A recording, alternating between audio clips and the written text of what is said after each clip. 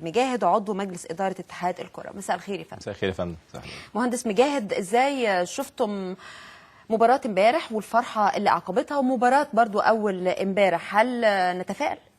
لا، هو طبعا يعني مؤكد ان اللي حصل في المباراتين اللي يعني يوم 9 ويوم 10 على طول، الزمالك في نهائي كاس مصر وبحضور جماهيري، والنادي الاهلي امبارح الحمد لله في نهائي البطوله الافريقيه للانديه الابطال وحضور جماهيري يعني ضخم، حتى زاد عن العدد اللي كان صحيح. يعني متوقع ليه ان هو يحضر.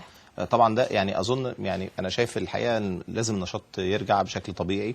كل حاجه، كل نشاط وكل حاجه موجوده في مصر شغاله بشكل طبيعي جدا في ظل الظروف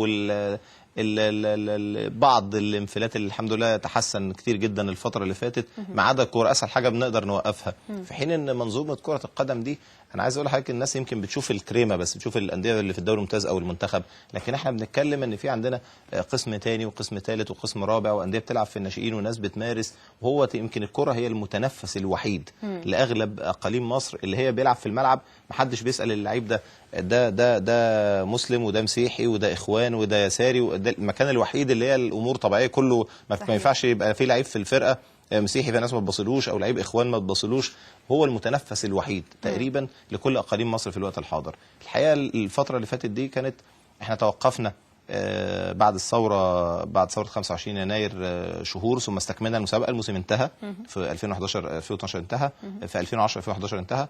الموسم التالي طبعا بعد موقعة مجزرة بورسعيد توقف النشاط من 1 فبراير. يمكن هو ده السبب الرئيسي اللي وقف فترة، وعدم رغبة يمكن الأمن في الاحتكاك بالجماهير وبالشباب والمشجعين سببت توقف أكتر.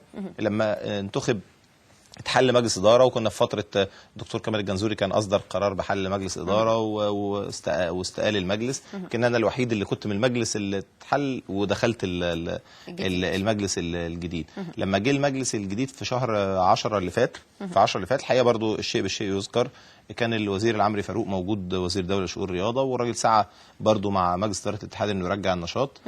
قدرنا نرجع بالدوري السنه اللي فاتت واستمرينا بشكل طبيعي في ظل كل الظروف دي.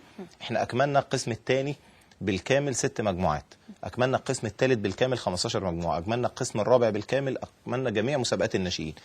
توقف عندنا الدوري الممتاز كان فيه 18 اسبوع، ثم الاربعه اللي بيلعبوا على البطوله هيلعبوا بطوله. توقف الدوري عندنا في الاسبوع ال 18، كان بالظبط ميعاده في نهايه شهر 6، كان يعني 26 27 28، وبدات احداث 30 يونيو. فجالنا يعني جواب مكتبات رسميه من الجهات الرسميه في الدوله بايقاف بعدم اقامه اي مباريات. قدرنا يوم 29 كان اخر ماتش في تصفيات الترقي للقسم الثاني، وكان الماتش بيتلعب في بني سويف وفي دمنهور، فعدى كده ويعني ايه وما حدش، فانهينا المسابقات دي كلها بالكامل. الدوري الممتاز توقفنا عنده. كان في مسابقه كاس مصر، كنا في ماتشات موجوده من دور ال 16 ودور ال8، فكاس مصر ممكن نلعبه في 12 13 يوم الماتشات اللي كانت باقيه.